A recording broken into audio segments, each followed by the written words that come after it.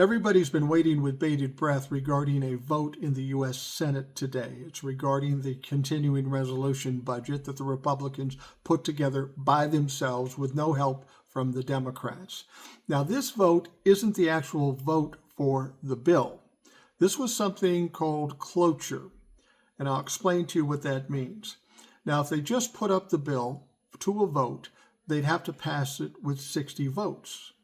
Since the Republicans only have 53 seats, that obviously makes it tough, less chance for it to pass. So instead, they call for a cloture vote.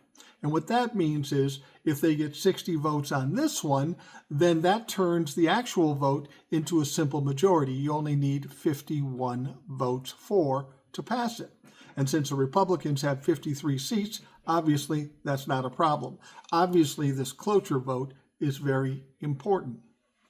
Even still, it was going to be tough to pass for the Republicans because they only have 53 seats.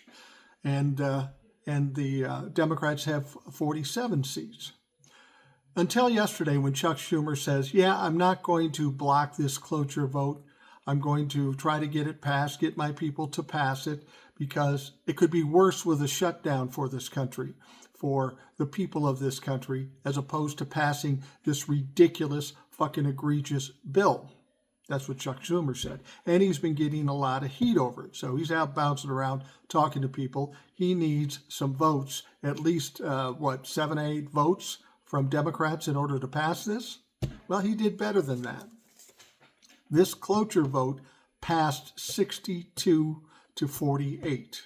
62 to 48. They had 2 extra votes to pass this. So now that cloture vote has passed. When they vote on the actual bill later, they only need 51 votes. So the Democrats pretty much handed it to the Republicans. And I'm going to tell you the 10 people that voted for the Republicans in this cloture vote. These are all Democrats.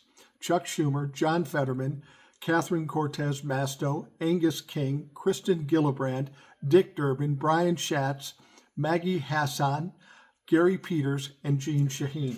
These are all Democrats that voted to basically hand this to the Republicans because they feel we're worse off if we have the shutdown. Then they continue to talk about how they're going to continue the fight. What fight? You haven't put up any fight at all since we got started. Every time the Republicans do something, you back off. Could it be worse with the shutdown? Sure it could. But when are you going to decide to fight? You keep telling us next time or down the road. We're in a different world than we once were. This is a fight. This is a street fight. And it's about time you get into the mix on the level that your opponents are at. This is a street fight. Now, people will argue with me about, well, they did the right thing because it could only be worse. Here's the thing. If you're in a war, there's going to be collateral damage. There's going to be innocent people affected by this. I get this, and I don't want it.